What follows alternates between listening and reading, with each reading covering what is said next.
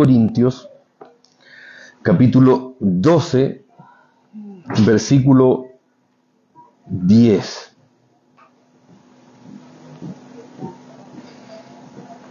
Desde el versículo 9, segunda de Corintios, capítulo 12, versículo 9. De ahí en adelante vamos a darle lectura a la palabra del Señor.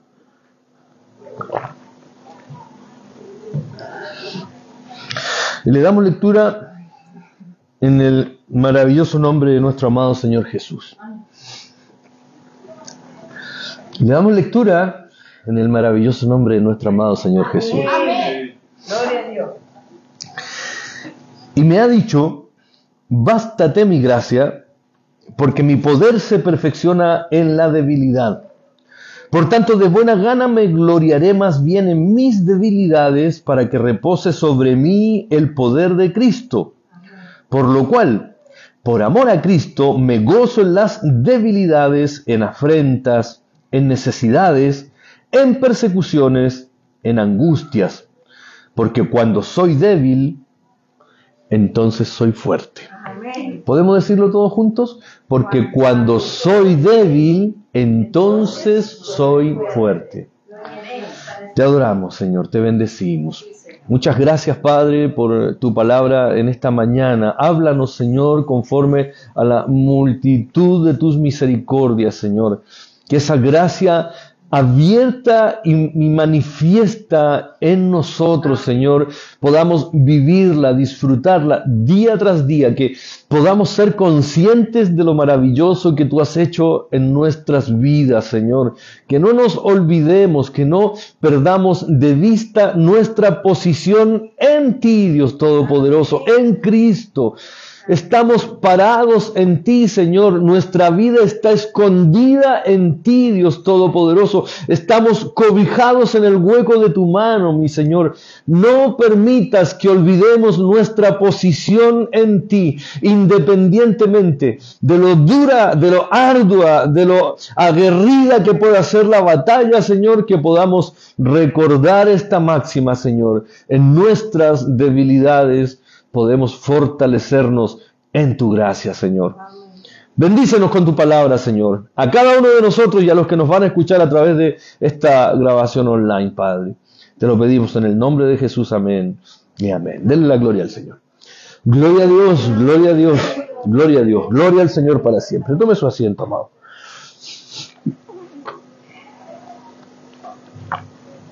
Hemos dicho, lo escuchamos hasta el cansancio, que la gracia de Cristo es suficiente. La gracia del Señor es suficiente, que su gracia es suficiente, que fuera de ella no necesitamos más. Y sin embargo, ¿con qué facilidad solemos salirnos de esa gracia? En la medida de lo que concierne a nuestras fuerzas humanas.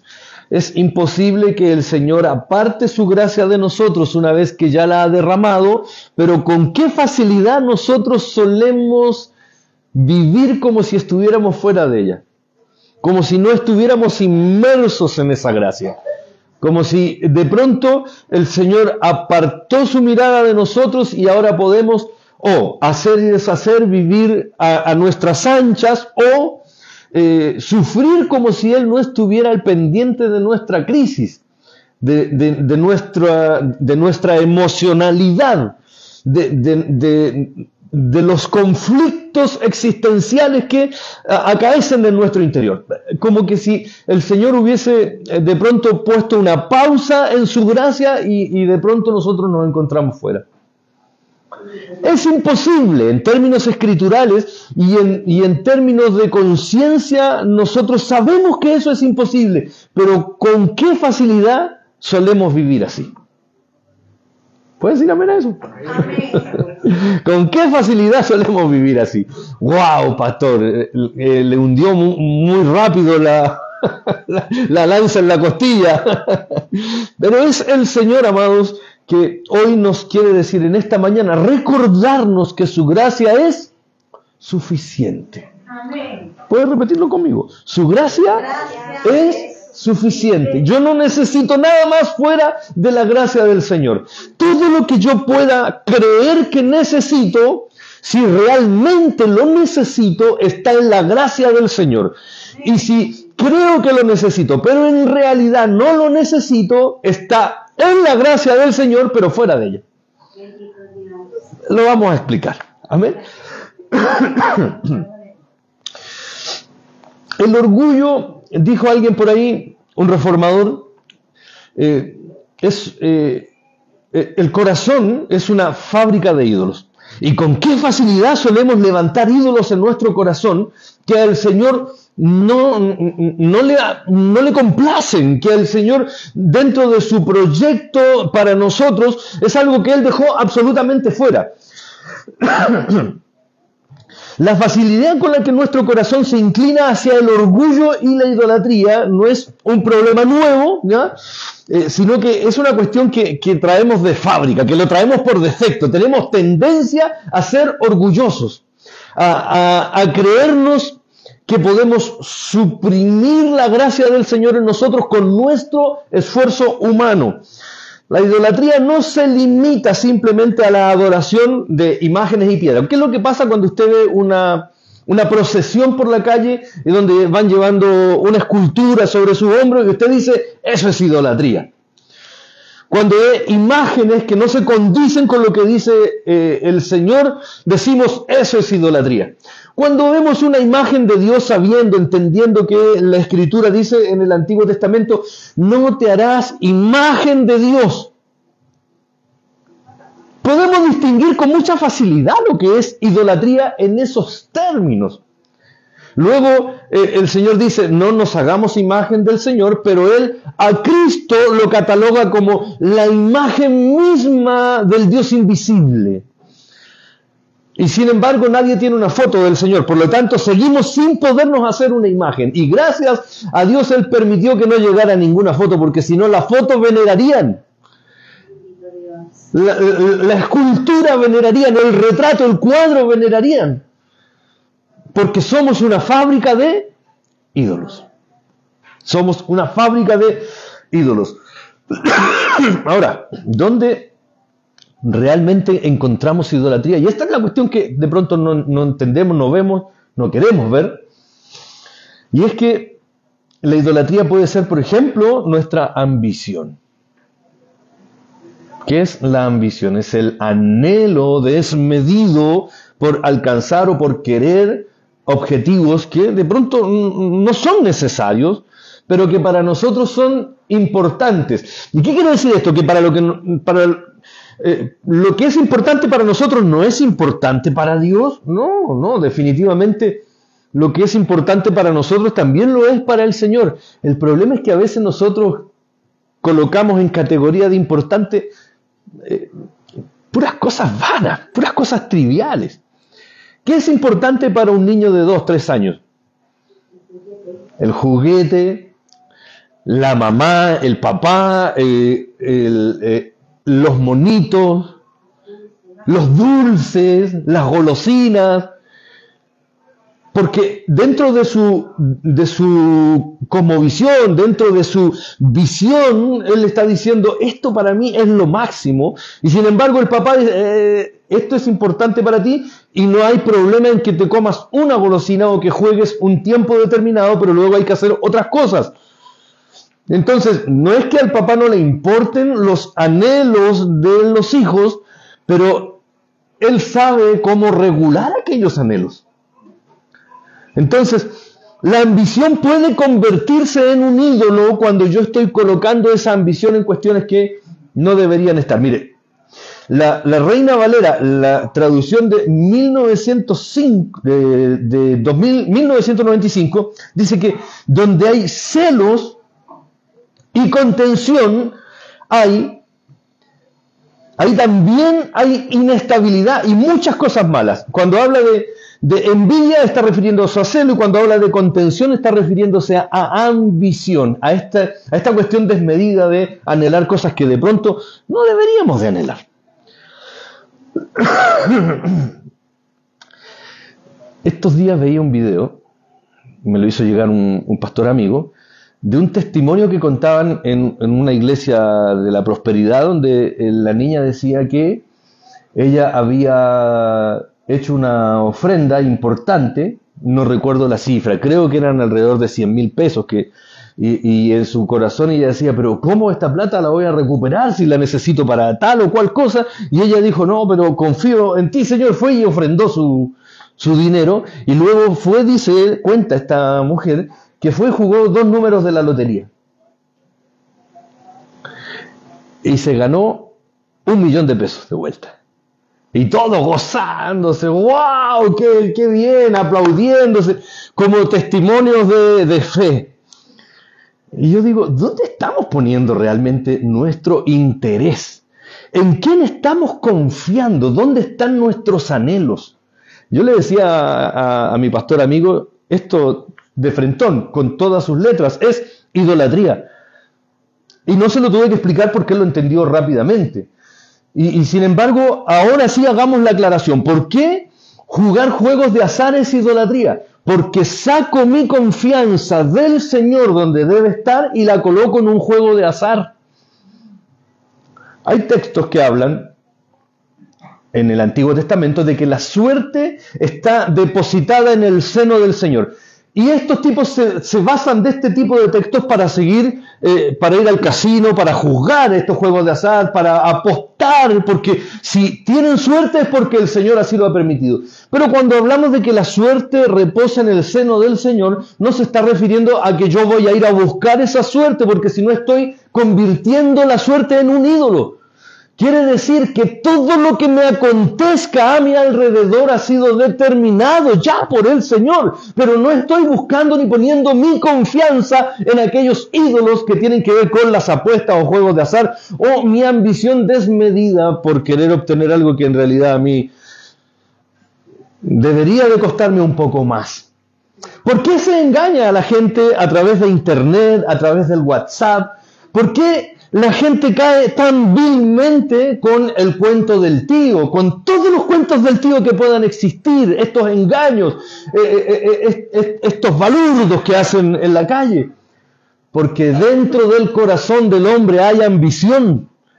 Porque siempre querremos obtener algo, una ganancia rápida, sin haber un esfuerzo de por medio o un trabajo de por medio.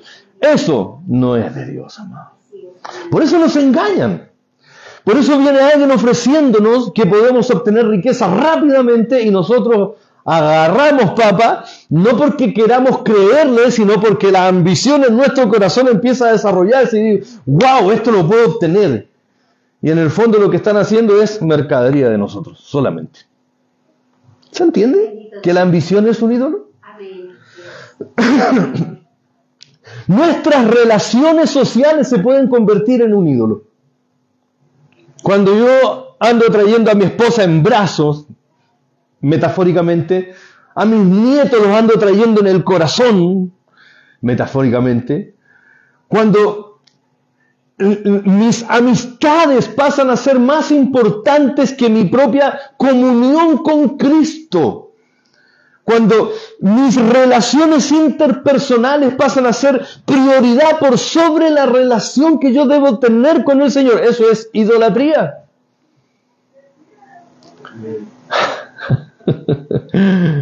Pastor, ¿y qué no es idolatría? Ya vamos a llegar para allá. Pero esa es una cuestión idolátrica, amados. El poder, lugares de privilegio que podamos alcanzar. Posiciones donde nos sentimos a nuestras expensas para servirnos de los demás y no para servir a los demás. Eso es idolatría. ¿Qué otra cosa puede ser? El placer. Y aquí puse algunos ejemplos. Sensualidad, sexualidad, lujuria, juegos, comidas.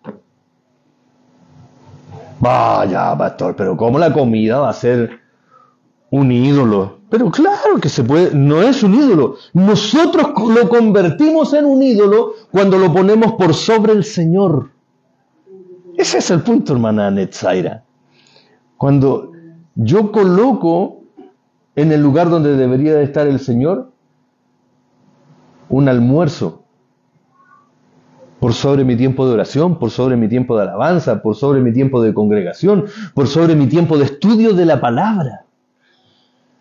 Cuando trastocamos, porque la idolatría trastoca nuestras prioridades, cuando yo empiezo a colocar estas cuestiones por sobre lo que debería de ser el Señor, entonces me estoy convirtiendo en un idólatra. Tal como aquel que va en la procesión cargando el ídolo en sus hombros, estoy yo idolatrando mis posiciones, mis relaciones, mis ambiciones, mi sensualidad, mi sexualidad. El Señor dejó todas estas cosas para que nosotros las disfrutemos. Pero cuando yo exacerbo estas emociones, entonces empiezo a caer en la idolatría. Que el Señor nos ayude. La pornografía es idolatría. Porque estoy colocando el placer por sobre el Señor. Y aquí ya cerramos el espacio, y esto es terrible, amados. ¿Qué más es idolatría? Nuestra religiosidad y nuestra moral. No que eso por sí, nada de esto por sí solo es idolatría, sino que cuando yo lo coloco en el corazón, donde tiene que estar el Señor, lo convierto en idolatría. Orgullo de nuestra doctrina, orgullo de nuestra conducta, de nuestras prácticas, de nuestra liturgia. Las cosas se hacen así. Y si usted no la hace así, entonces usted no es de Dios. ¿Qué es eso si no es idolatría, amado? No, es que somos celosos de la doctrina. No eres celoso de la doctrina. Eres orgulloso, idolátricamente orgulloso de la doctrina. Eso te hace caer en idolatría, amado. No, es que defendemos la palabra. ¿Qué es defender la palabra cuando le pasas por encima a la humanidad de tu prójimo, al que está al lado tuyo? Es que tenemos que volver a la senda antigua. Gloria al Señor por la senda antigua. Veamos qué es la senda antigua. Porque algunos creen que la senda antigua es volver a los banjos, a la guitarra de palo y esas cosas. Esa no es la senda antigua, amado. Cuando en el Antiguo Testamento estaban hablando de la senda antigua, se estaba refiriendo a volver mi corazón a mis primeros tiempos, a cuando amaba al Señor por sobre todas las cosas. En ese tiempo no me iba a importar si cantaban con un baño, con una guitarra eléctrica o con una batería. Yo solamente quería adorar. Esa es la senda antigua, amado. Amén. Entonces cuando yo me empiezo a enorgullecer porque yo no soy como los demás. ¿Se acuerda la parábola del fariseo y el publicano? El publicano humillado ante la presencia del Señor, pidiéndole perdón a Dios porque había pecado, y el fariseo dando gracias al Señor porque no era como ese publicano. Y hoy día la iglesia dando gracias al Señor porque no es como ese fariseo. Eso no es idolatría también, amado. Sí, Señor. Que alguien diga amén. Pastor, sáquenle el acelerador, vamos muy fuerte. Que el Señor bendiga a la iglesia, amado.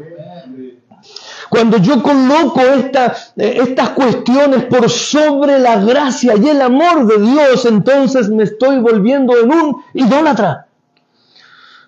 Estoy pasando a colocarme en un adorador de ídolos. La doctrina no es para que yo la coloque en el lugar donde tiene que estar el Señor. La doctrina me guía, la doctrina me enseña, la liturgia me educa de cómo tengo que adorar, pero no es para que yo empiece a menoscabar al que no lo hace como yo, cuando sé que ese es Hijo de Dios, que es un hombre lavado en la sangre del Cordero, que aceptó a Cristo en su corazón, que ha sido redimido, regenerado, justificado, cambiado. Yo no puedo decirle, no, es que tú, si no eres como nosotros, entonces no eres mi hermano. Que el Señor nos ayude para que nuestras prácticas, nuestra moral, para que nuestra doctrina no se transforme en un ídolo, sino que sea el canal que siempre debió ser el canal de bendición para irradiar a los demás, incluso al impío y al inconverso, que ellos puedan disfrutar de la gracia de Dios a través de nosotros, a través de la gracia que se manifiesta a través de nosotros, amados hermanos. Hay juicio de parte del Señor, pero ese juicio es de Dios, amado. No tiene que ser un juicio que venga de nuestra carnalidad, de nuestra humanidad, de nuestros sesgos. Nosotros podemos juzgar acciones, pero no intenciones. El que juzga las intenciones de nuestro corazón es el Señor. Nosotros podemos conocer frutos, pero no podemos saber qué es lo que está moviendo a esa persona, porque incluso gente que se ve muy pulcra y que da mucho fruto, en realidad la intención de su corazón es ser vistos. Es que los alaben los demás. Bueno, ese que ya recibió alabanza de los hombres ya no va a recibir alabanza de Dios, porque ya recibió su alabanza.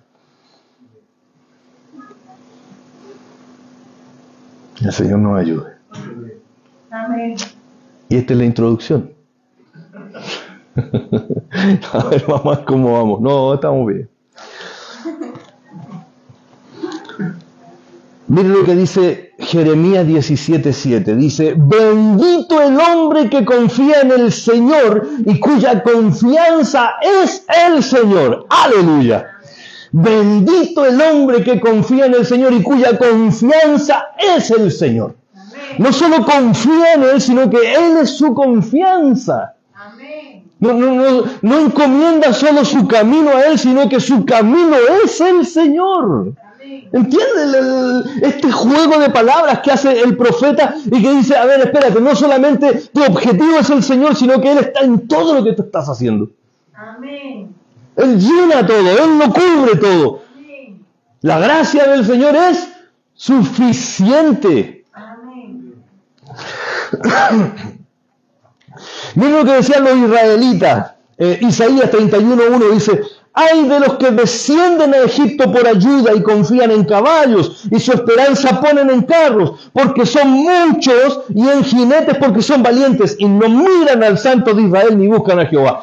Ay de aquellos que ponen su confianza en sus bienes, en sus ejércitos, en sus alianzas políticas, en las conexiones políticas, en las conexiones que tengan en la municipalidad con gente del gobierno. Ay de aquellos. Porque nuestra confianza no tiene que ser lo que nosotros tenemos, sino que tiene que ser el Señor. No, es que a nosotros nos va bien porque tenemos mucha gente que diezma, mucha gente que ofrenda, mucha gente que tiene buenos trabajos. Cuando empezamos a confiar en las cosas que podemos ver, entonces estamos colocando idolatría en nuestro corazón, porque nuestra confianza no tiene que ser mi trabajo, ni el trabajo de mi esposo, ni mi casa, ni mis posesiones, sino que tiene que ser el Señor. Amén. Bendito sea el nombre del Señor. No, nosotros tenemos una congregación de 3.000 personas. Ah, gloria a Dios, Dios está bendecido. Bien por eso. Pero cuida tu corazón. Dios bendiga al que tiene la congregación de 10.000 y al que tiene la congregación de 5.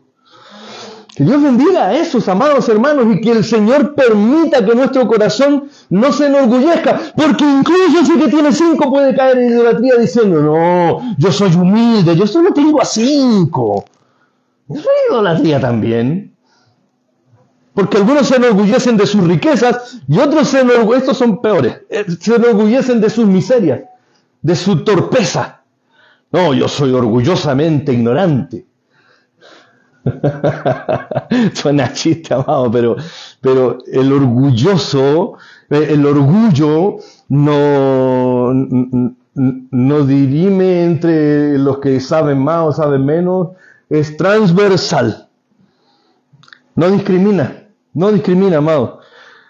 Usted va a encontrar gente con mucho dinero muy orgullosa y va a encontrar gente con muy poco, pobres, muy orgullosos también.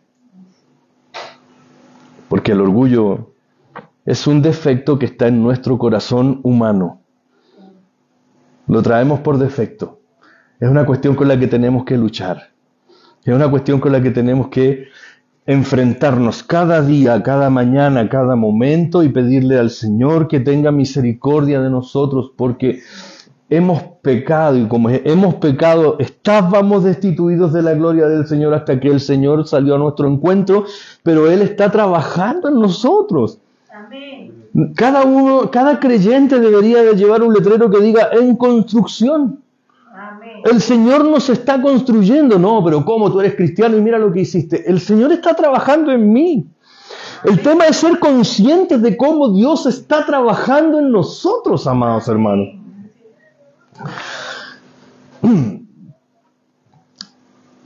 el apóstol Pablo entendió profundamente esta tendencia hacia el orgullo y la idolatría. En su carta a los romanos él nos recuerda que todos hemos pecado y estamos destituidos de la gloria de Dios, pero Pablo también nos muestra el camino hacia la restauración. ¿Y cuál es el camino hacia la restauración? La gracia de Dios.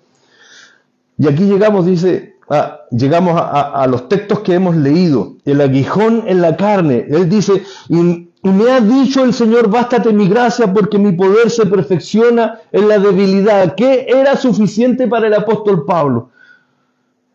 Era un apóstol que había hecho milagros. Era un apóstol que había recibido milagros en su propio cuerpo. Recuerde el naufragio en la isla de Malta, cuando esta serpiente se le engancha a su mano, estaba en los sarmientos de las parras ahí en medio de la madera, y los nativos de la isla se sentaron a ver a qué hora muere Pablo, porque esa serpiente, ese tipo de víbora era mortal.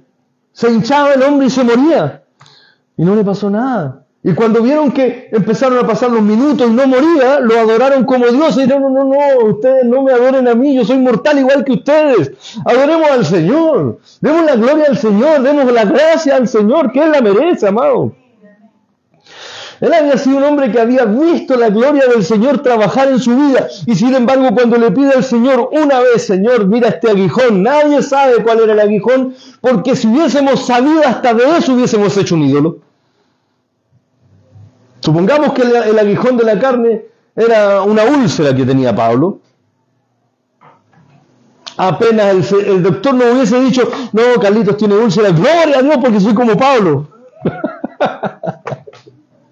porque tenemos esa tendencia, nuestro corazón tiende de continuo a caer, a bajar, a descender a la idolatría, a sentirnos orgullosos de cualquier cosa.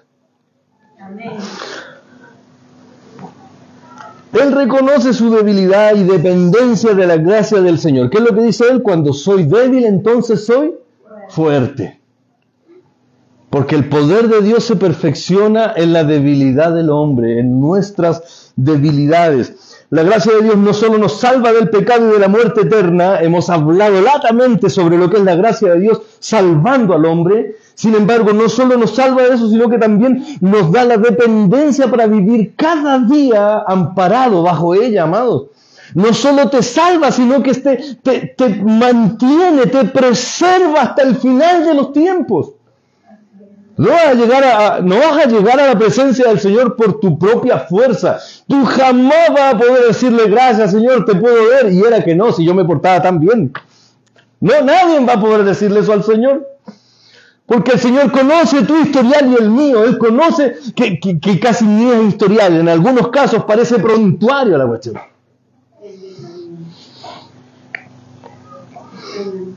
Ay, sí, es que hay gente tan mala. No, estoy hablando de ti, hermano, estoy hablando de mí. No estoy hablando de delincuentes, estoy hablando de nosotros, amado. Él conoce tu corazón, amado. Conoce dónde estás en este momento, qué es lo que estás pensando, si realmente estás en la palabra, estás recibiendo la escritura o estás divagando en las cuentas de la casa, en la película que vas a ir a ver más rato al cine, en la comida que vas a disfrutar. No, Él sabe lo que estás pensando. Y a pesar de eso, te ama. Amén. Es la gracia del Señor actuando en nosotros.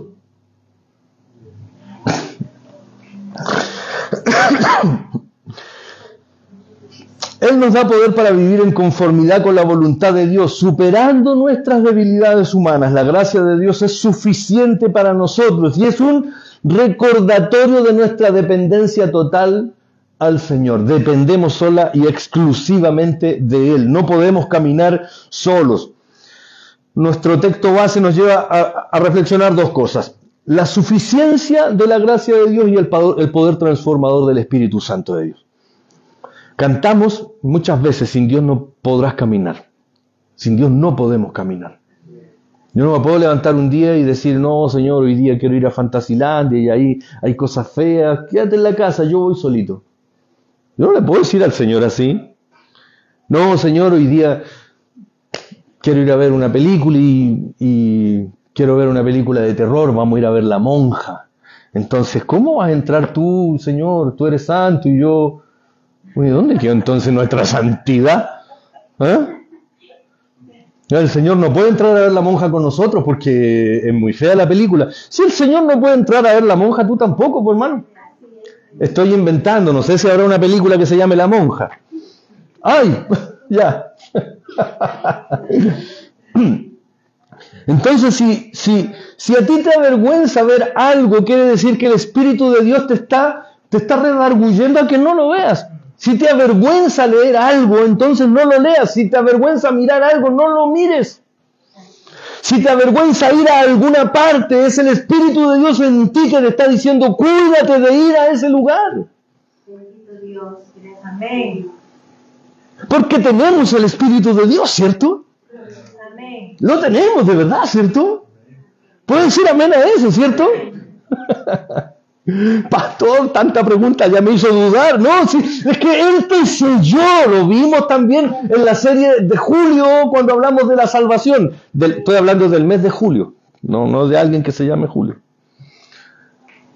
4 predicaciones donde abordamos extensamente y a pesar de eso llegamos a la orilla solamente de lo que es la salvación en nuestras vidas.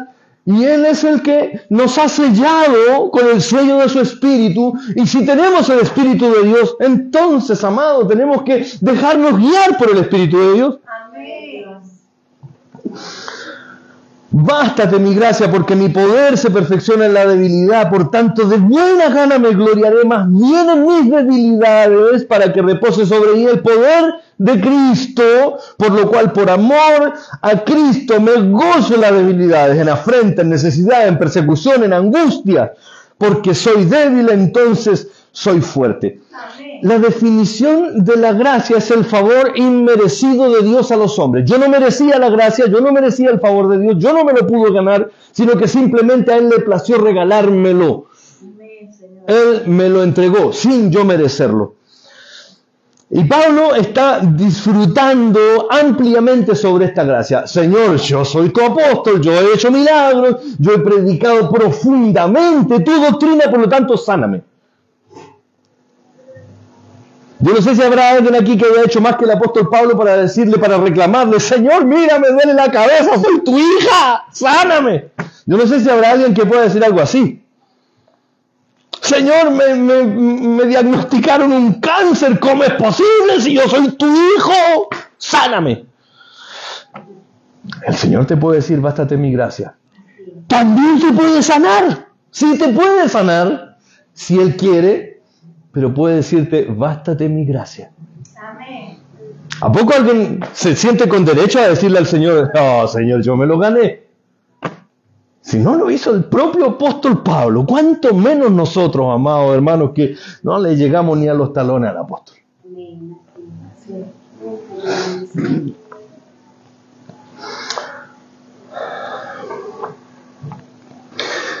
El concepto de debilidad en el mundo se ve como algo negativo. Nadie quiere ser débil. Nadie quiere mostrar sus flaquezas a los demás. Nadie quiere que lo vean como un enclenque, como alguien que depende de otra persona, porque la debilidad es mal vista. Sin embargo, en la Escritura vamos a ver muchos casos donde el Señor se manifestó a través de esta debilidad. Cuando el Señor llama a Moisés, ¿qué es lo que dice Moisés al Señor? Soy tartamudo. No, Señor, yo soy tartamudo. No te preocupes, te voy a poner un vocero. Y le puso a Aarón para que Aarón hablara. Y Moisés era el profeta que hablaba directamente con Dios y le daba las órdenes a Aarón. Y con todas sus pasiones, Dios determina ocupar a Moisés. ¿Era que Moisés le falló al Señor, que él no conocía a Moisés?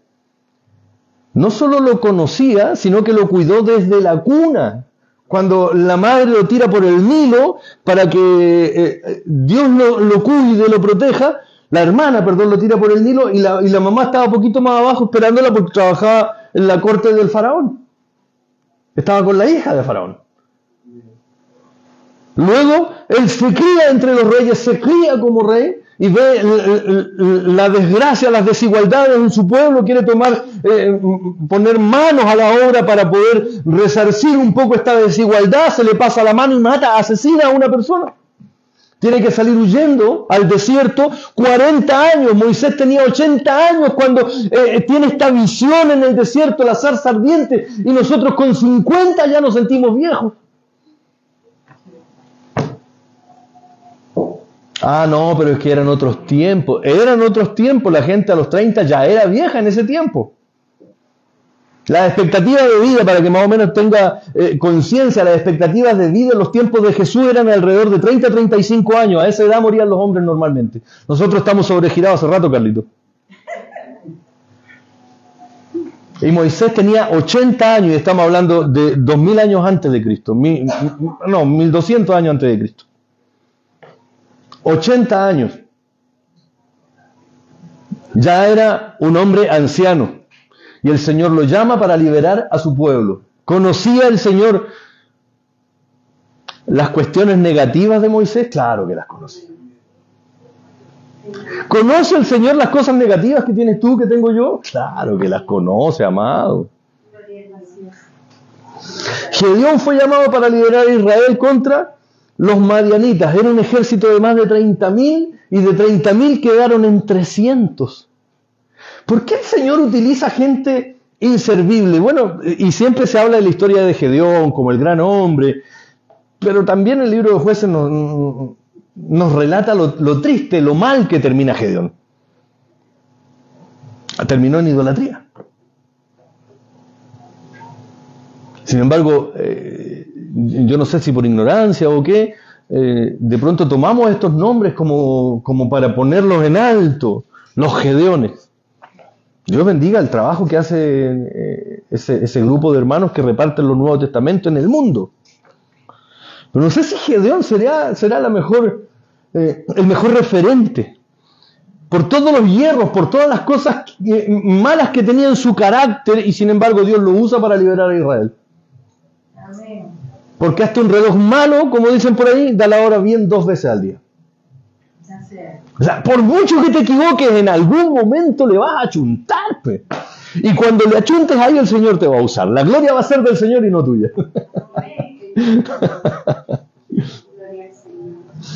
David, el pastor de ovejas, 15 años, un lolito, 13, 15 años, y sin embargo ya había peleado con lobos y con leones.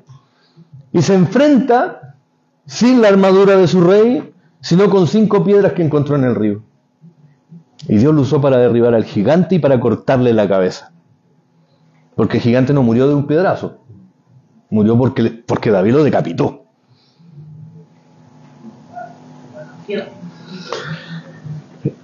Y aquí hacemos un paréntesis y hablamos de aquel que es la encarnación de la humildad en la tierra, de la debilidad en la tierra, y que sin embargo nos dio salvación a usted y a mí. Ese es Jesucristo.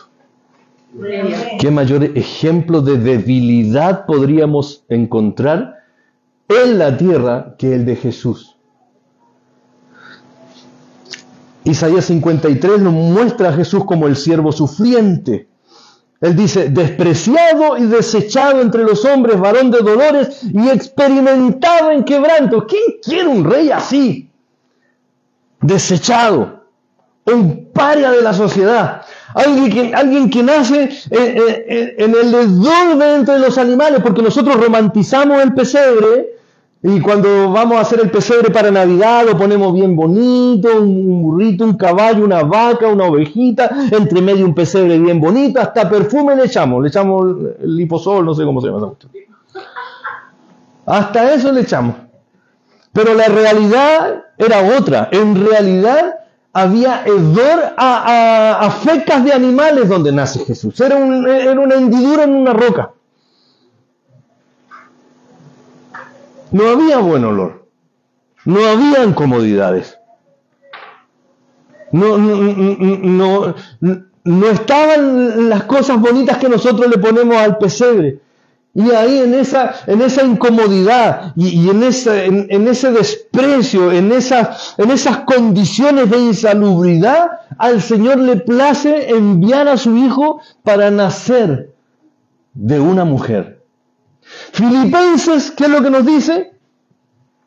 Que Él se humilló hasta lo sumo. Mire, dice, siendo en forma de Dios, Filipenses 2, 5 al 8, dice, siendo en forma de Dios, no estimó el ser igual a Dios como cosa que aferrarse. Yo soy Dios, podría haber dicho Él. No estimó eso como algo a que aferrarse, sino que se despojó a sí mismo, tomando forma de ¿qué? De siervo, de un servidor. Hecho semejante a los hombres, y estando en la condición de hombre, se humilló. Se humilló a sí mismo, haciéndose obediente hasta la muerte y muerte de cruz. ¿Y por qué dice? No cualquier muerte, sino que muerte de cruz. Porque ¿dónde era que iban a morir los parias de la sociedad? En la cruz.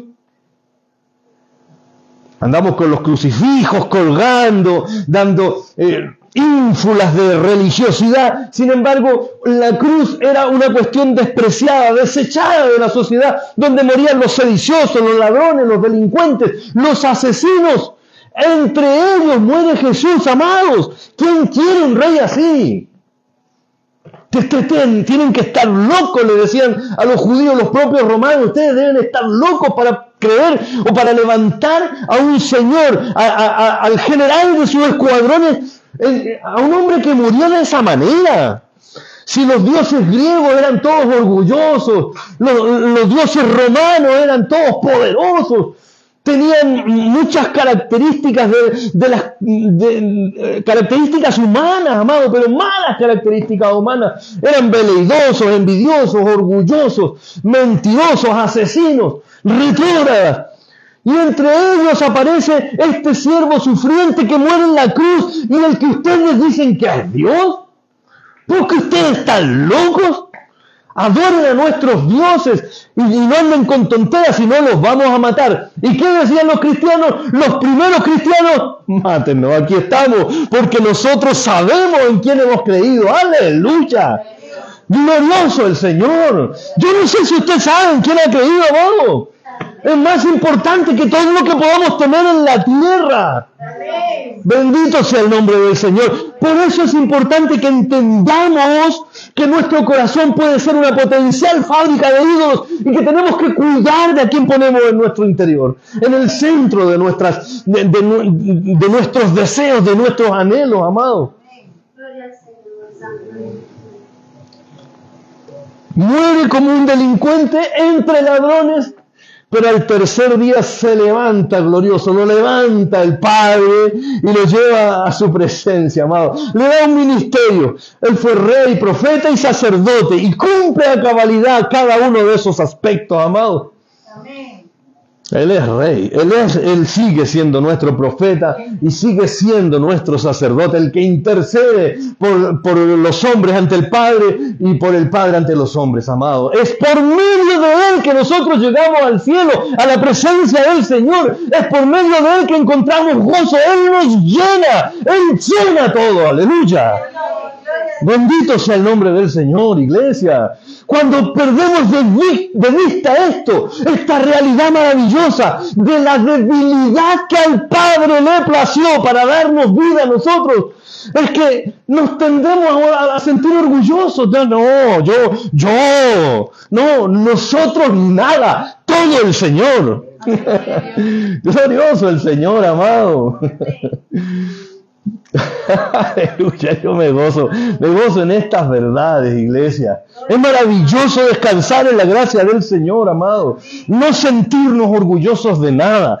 Disfrutar de esta debilidad que nos ha dado el Señor. Qué maravilloso el tiempo que Él nos ha permitido vivir, amados. Amén. Somos pequeñitos, somos poquititos. El Señor de pronto como que se hubiese olvidado de nosotros, pero Él no te ha olvidado, iglesia. Él no te ha olvidado, Él no te olvidó a ti, amado. Los hombres tienden a etiquetarnos en sus categorías para poder discriminarnos, para poder prejuiciarnos. Tú eres el separado, tú eres el divorciado, tú eres el fracasado, tú eres el que pecó, el que cayó. Pero nunca nos dicen, no, tú eres el que recibió la gracia del Señor y Dios te ha levantado. No nos dicen eso, amado, porque para ellos sentirse mejor necesitan opacar al hermano. Bendito sea el nombre del Señor, iglesia. El poder de Dios se manifiesta, se perfecciona en tu debilidad y en la mía, amados. No somos nada que la gracia del Señor nos haya permitido. Ni más ni menos que eso. Descansamos en la gracia del Señor. Él es bueno. La máxima expresión de debilidad y sufrimiento humano se revela en la cruz. El poder perfecto de Dios se revela ahí en la cruz del Calvario. Lo que parecía una derrota para el mundo fue en realidad la victoria más grande de todas. La salvación de la humanidad y la derrota del pecado y la muerte.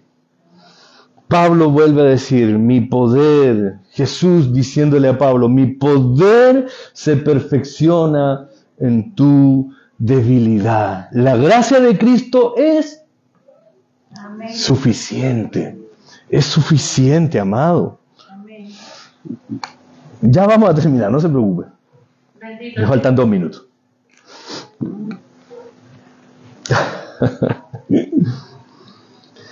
Debemos aprender de nuestras debilidades, Dani. A veces sentimos que somos tan pequeñitos ante el Señor, tan flaquitos, que el Señor no nos mira, pero Él mira absolutamente todo. Así como Él está, y lo decimos, Él está en todas partes, también está donde tú estás, amado. Él conoce tus frustraciones, Él conoce tus fracasos, conoce los míos, amado. Conoce cuáles son nuestras inquietudes, cuáles son nuestros anhelos, conoce nuestra soledad, amados. No, pero es que yo tengo una familia maravillosa y a pesar de eso te puedes sentir solo. Él conoce eso. O puedes estar solo y sentirte solo o sentirte maravillosamente descansando en la gracia del Señor. El Espíritu de Dios, el Espíritu que Él nos ha dado, nos ayuda en nuestras debilidades. Si no descansamos en la asistencia de su presencia en nuestras vidas, entonces tenemos riesgos de caer porque creemos que vamos solos. ¿Qué fue lo que le dijo Jesús a sus seguidores? Esperen aquí hasta que haya venido ¿qué? ¿Hasta que yo vuelva? No, hasta que haya descendido sobre vosotros el Espíritu Santo, la presencia, el poder de Dios, el representante de Cristo en la tierra. Yo me voy, pero no los dejo huérfanos. Yo voy a enviar a otro consolador. ¿Qué quería decir esto? Que el primer consolador, ¿quién era? Jesús mismo. Y Él iba a enviar a otro en lugar de Él, que iba a llenar toda la tierra. Porque Jesús podía estar físicamente en un solo lugar. Sus limitaciones físicas al estar encarnado en un hombre, en un cuerpo humano, le permitían estar en un solo lugar. Pero el Espíritu de Dios iba a llenar toda la tierra, como decía la profecía, amado. Como las aguas cubren la mar, Él iba a llenarlo todo. Y lo llena todo hasta el día de hoy, iglesia. Tenemos el ayudador, el que nos auxilia. Te sientes que estás atravesando una crisis, una tormenta, un tremendo problema. El Espíritu de Dios está aquí hoy día, en este tiempo, en este momento. Estuvo ayer, estará mañana con nosotros, porque Él no nos abandona. Bendito sea el nombre del Señor, iglesia.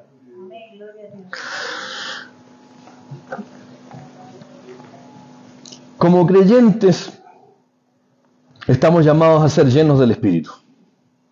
Y esto significa vivir una vida bajo la guía de la presencia del Señor. No es por la fuerza de Carlos, no es por la fuerza de Patricia, no es por la gran predicación que usted disfrutó en la iglesia. Esta es la voz del Señor. Que nos libre el Señor. Cuídate, amado, cuídate, iglesia, de los aduladores, de esos que vienen a ti y te dicen, uy, qué bonito como es usted, hermano, me encanta. Cuida tu corazón de aquella adulación, iglesia, porque si no cuidas tu corazón, el Señor te saca de ahí. Si disfrutas de la gracia del Señor hoy día, cuídala, no te relajes, no vayas a pensar, uy, cuando yo canto los hermanos se alegran tanto de verme cantar a mí. Cuando yo predico, una vez me dijeron que era como un ángel predicando. Libra tu corazón de la adulación, porque sabes, ese mismo que te adula, un día, al día siguiente, te está poniendo el pie encima. Porque normalmente los aduladores son emocionalistas, son volubles. Un día están arriba, se alegraron, y otro día están abajo y quieren pisotear a medio mundo. Cuida tu corazón de la adulación. No te creas el cuento, es Dios actuando en ti.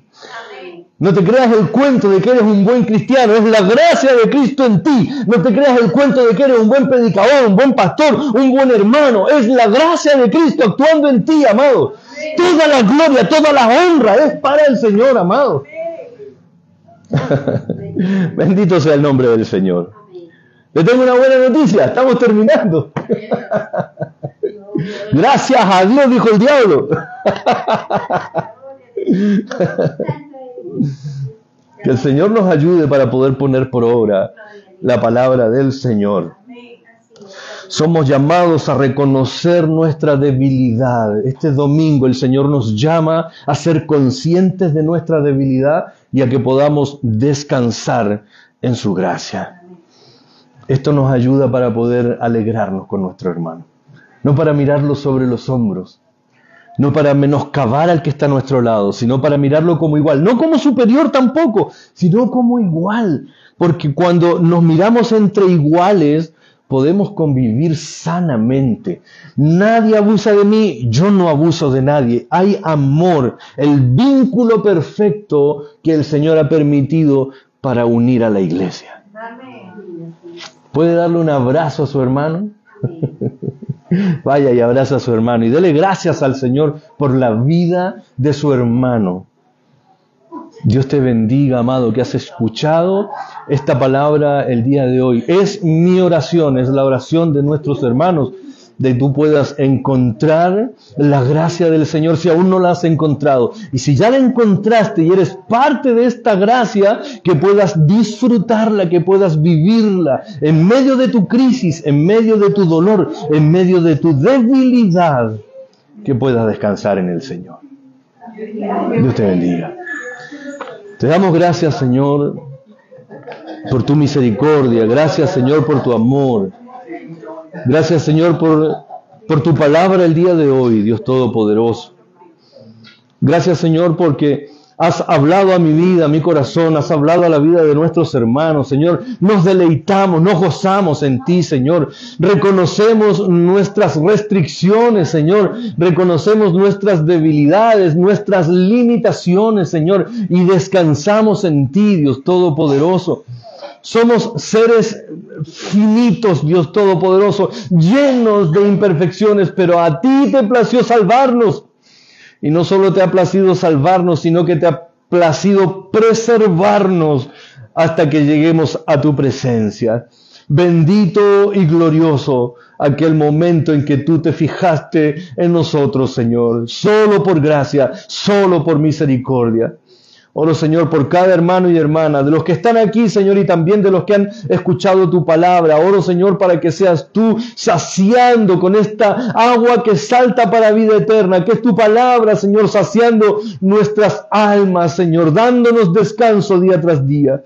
Tuya, Señor, es toda honra, toda gloria, tuya es toda alabanza. Descansamos, Señor, en tu poder, Señor, porque tu poder se perfecciona en nuestras debilidades y tu gracia es suficiente, Padre. Amén. En el nombre de Jesús. Amén y amén. Dele la gloria.